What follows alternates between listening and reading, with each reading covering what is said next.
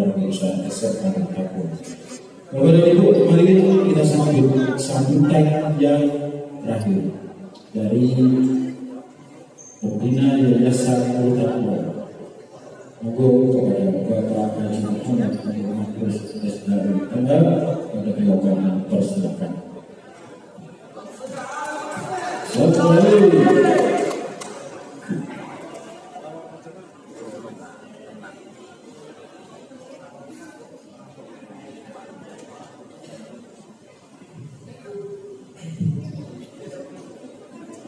Bismillahirrahmanirrahim. Assalamualaikum warahmatullahi wabarakatuh. Bismillahirrahmanirrahim. Wassalatu wassalamu ala Rasulillah. La haula wala quwwata illa billah. Yang terhormat Ibunda Jasiti Walidah selaku penasihat Yayasan Pesantren Al-Taqwa beserta seluruh keluarga yang hadir. Yang saya hormati istri saya tercinta, Ibu Haji Suka Purnawati selaku ketua yayasan. Yang saya hormati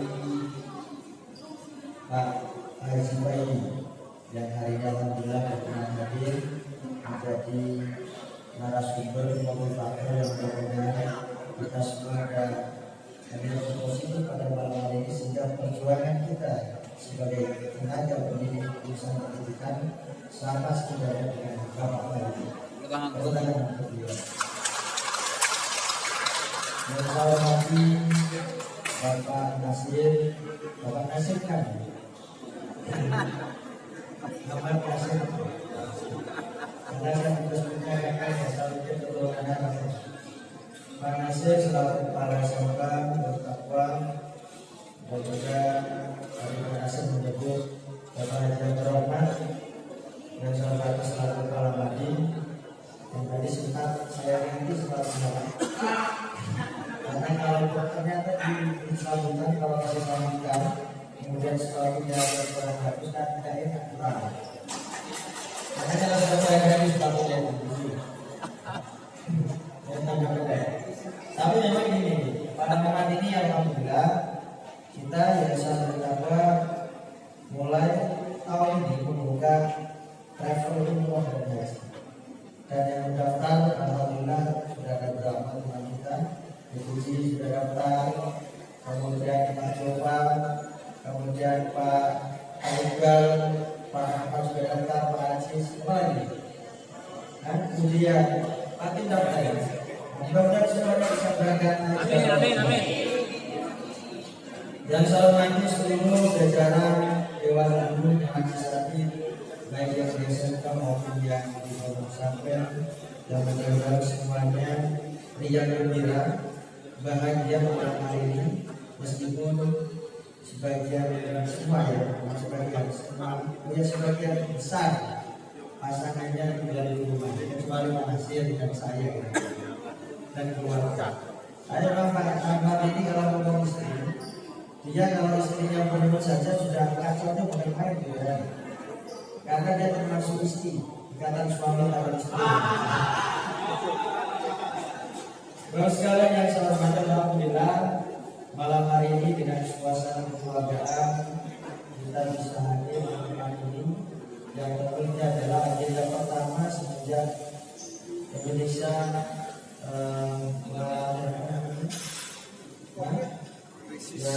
Indonesia mengalami dunia yang dengan COVID sehingga dalam waktu 3 tahunan kita tidak bisa melaksanakan kegiatan gathering dan alhamdulillah malam ini bisa kita laksanakan. Tentu kemajuan terutama tahun demi tahun bukan hal yang mudah untuk kita raih karena sesungguhnya apa yang kita lakukan bagian dari sebuah upaya untuk mengantarkan anak-anak didik kita menjadi generasi yang hebat, generasi yang bisa diandalkan. Saya seringkali menyampaikan bahwa ada modal, ada 3 hal penting yang harus kita tanamkan dalam diri kita sebagai insan yang berada di dalam keluarga yang tentu harus membangun satu kesatuan. Namun sebenarnya harus solid, loyal, dan kerja keras. Solid ini kita harus saling menguatkan satu sama lain karena kita menganggap kita ini adalah satu tubuh yang harus saling menguatkan. Ada kepala, ada badan, ada tangan, ada kaki, yang kalau kemudian salah satu anggota itu sakit maka kita semua harus merasakan sakit. Maka seorang kepala harus punya mimpi-mimpi besar, karena kepala ini menjadi pemimpin. Maka pemimpin itu sama halnya berbeda tipis dengan pemimpin. Kalau kepalanya pusing, maka kaki badan kita memaksakan melangkah pasti akan sempoyong. Bisa saja jatuh kalau kepalanya pusing.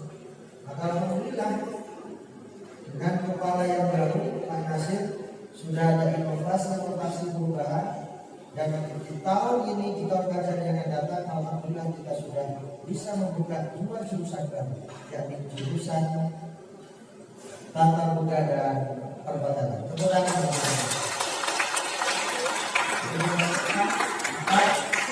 semuanya sudah berubah. Jadi saya harus saling mengenal. Yang kedua adalah loyal. Loyal itu menjadi penting. Kemana arahan pimpinan, maka satu barisan, satu komando, satu irama. Saking loyalnya, pembawa acara ini seragamnya pakai PKB. Maka ketika punya target arahannya, kemudian instruksinya, kebijakannya harus diamankan sampai ke bawah. Karena ini penting menjadi garis komando. Tidak hanya militer saja, lembaga harus begitu. Karena saya sering menyampaikan kepala itu tidak sama dengan seorang ketua. Kalau ketua dengan kepala, kalau ketua itu harus kompromi, harus ada menduga. Sehingga kalau istilah dalam pemerintah kita itu ada ketua DPR, ada ketua pengadilan, bukan kepala DPR. Kenapa ketua? Karena ketua DPR tidak bisa punya hak prerogatif. Harus diskusi dengan pimpinan yang baik. Termasuk kenapa ketua pengadilan? Ketua pengadilan tidak bisa mengintervensi keputusan hakim karena ketua istilahnya beda dengan kepala. Bupati itu kepala daerah, Kapolres itu kepala Polres. Kenapa menggunakan istilah kepala? Kepala punya kebijakan penuh. Siapa yang mau diangkat menjadi camatnya, siapa yang mau diangkat atau diberikan menjadi kepala daerah, itu ada kepala daerah. Termasuk Kapolres. Siapa yang mau diangkat menjadi Kapolsek, jabatan-jabatan lain itu terjadi Kapolres. Maka Kapolres itu setinggi apapun jabatannya, dalam istilah kedinasan di Polri, dia selalu siap sama atasan. Nah, ini beda dengan kepala daerah. Termasuk di sekolah kita. Di sekolah pakai istilah kepala, bukan ketua. Jika kepala punya kebijakan penuh untuk bisa menentukan arah bagaimana target capaian pendidikan sampai tahun 2012 seterusnya harus bisa digarap, harus bisa direncanakan dengan baik. Sehingga saya dalam konteks manajemen lembaga ini ada proses perencanaan dan penganggaran yang baik, ada pelaksanaan dan penata usaha yang baik, ada pertanggungjawaban yang kemudian beriringan, awalnya ada pemeriksaan atau audit. Ini penting dalam rangka membangun sinergitas, membangun bagaimana tatanan manajemen di lembaga ini betul-betul profesional, betul-betul akuntabel. Jadi loyalitas itu. Dan yang ketiga adalah kerja keras. Jadi apapun yang hari ini melekat pada diri kita sebagai insan sendiri, entah menjadi kepala, entah menjadi wakil kepala, entah itu menjadi wali kelas dan seterusnya, maka sesuaikan dengan tupoksi. Kerja keras sesuai dengan kapasitas dan kompetensi masing-masing. Karena sukses untuk takwa itu bukanlah sukses satu orang, bukanlah sukses seorang ketua, bukanlah sukses person, tapi sukses adalah sukses kita bersama. Tidak ada artinya kerja keras yang kita lakukan tanpa ada kerjasama. Maka kerjasama itu penting. Dan sebab itu mudah-mudahan dengan hari ini kita melaksanakan gathering yang meskipun tidak semuanya, karena ada sebagian kecil yang mungkin tidak bisa mengikuti kegiatan ini, termasuk saya juga melihat harusnya seragam ini harus semuanya sudah rapi, ternyata masih ada sebagian yang belum dijahit. Hanya kemarin saya punya ketua yayasan, harusnya itu dijahitkan saja semuanya. Tapi karena sudah ada jahit sendiri, ya, karena dijahit sendiri, tahun depan dijahitkan.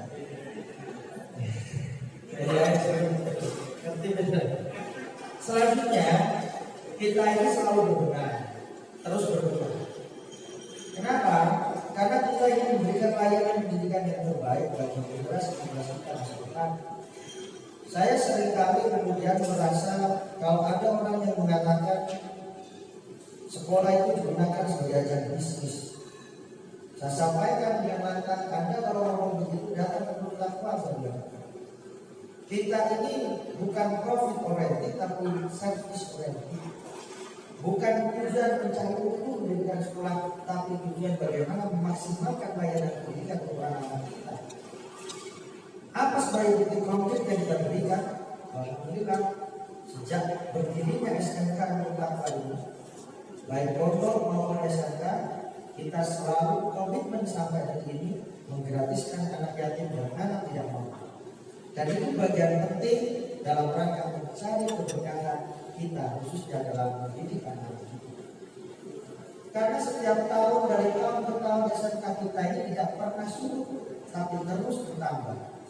Dari mulai awal berdirinya SMK, awal kita dapat 200, kemudian 250, sampai terakhir kita dapat 450. Dan ini capaian-capaian yang hari ini semua karena semangat kita bersama.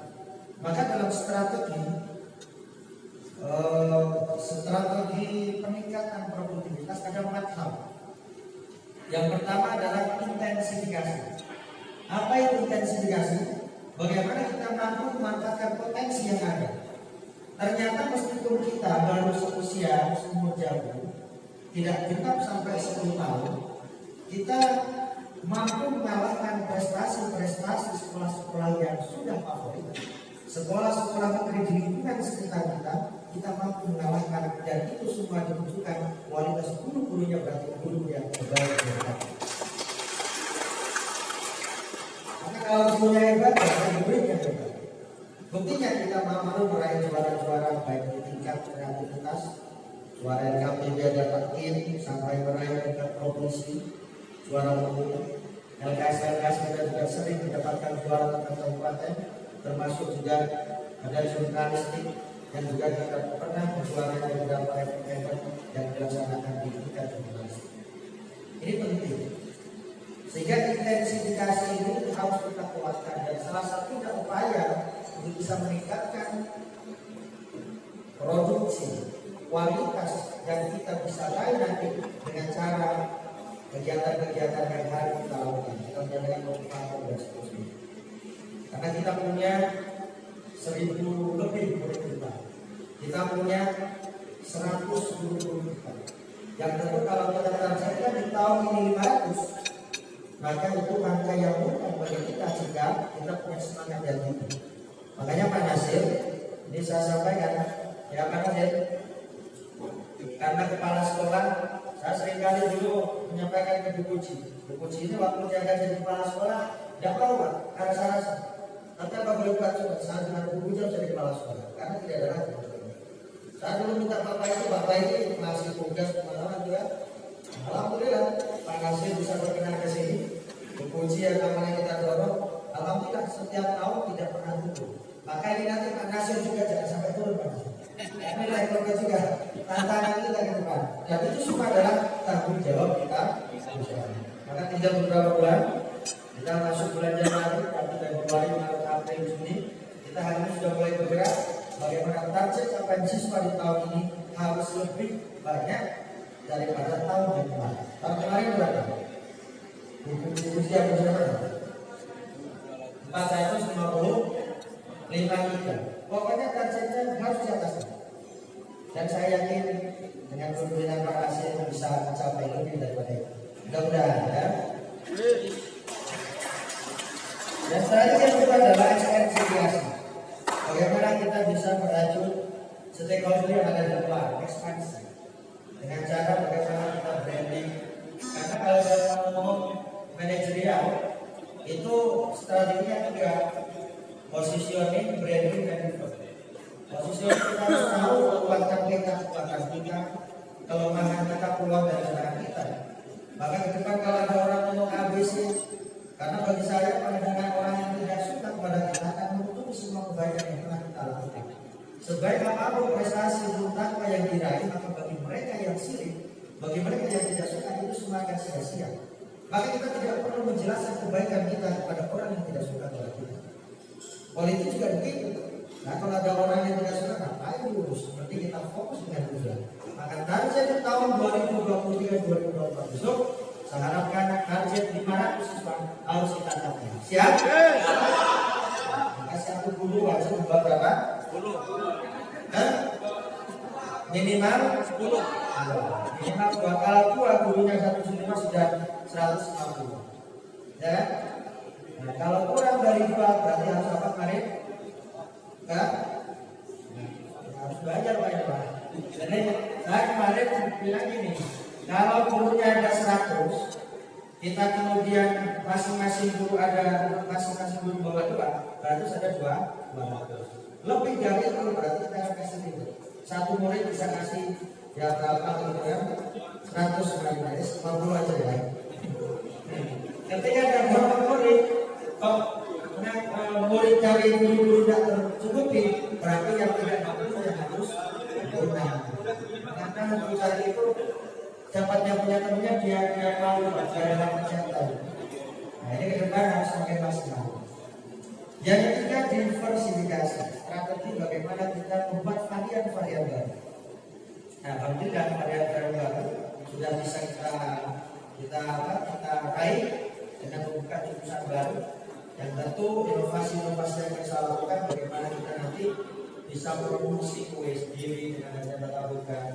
Kita bisa buat hotel sendiri yang bisa kita sewakan sebagai UPJ ya, unit pelayanan jasa. Nah ini kita semua kita siapkan. Oleh karena itu saya minta doanya, bukannya kita semangat untuk bisa meraih capaian impian kita.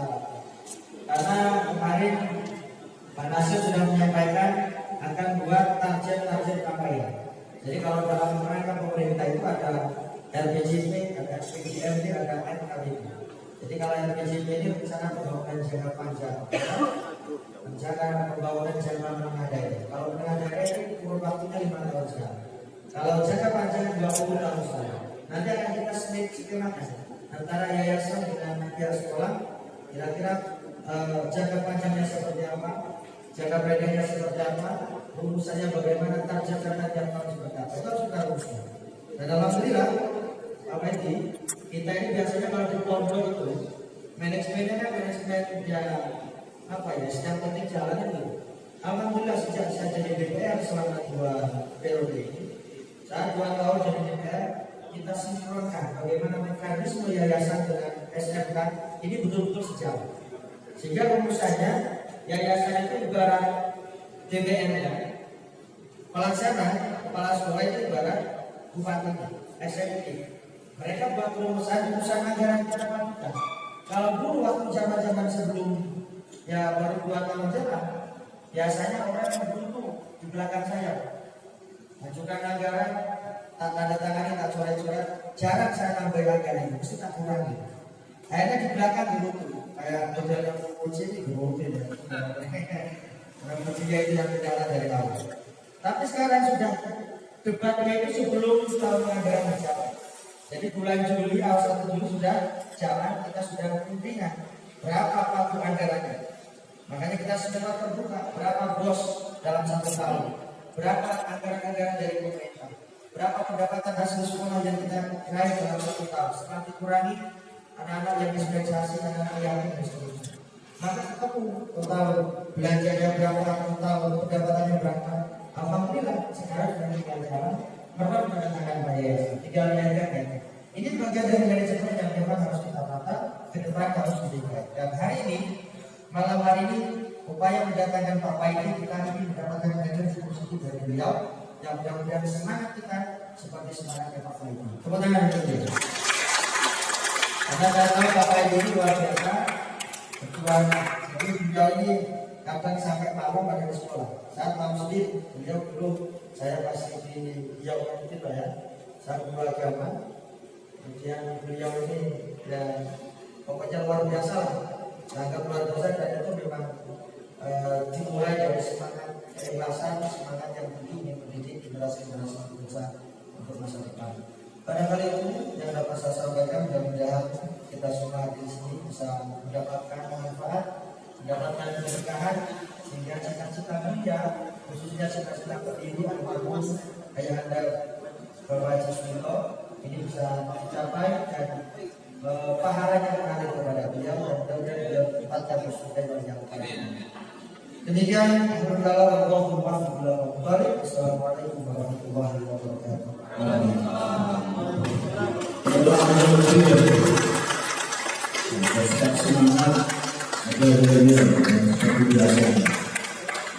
SMK kurang keras. SMK guru takwa. SMK guru takwa. Yang paling antar ya dia. Oh video lagi.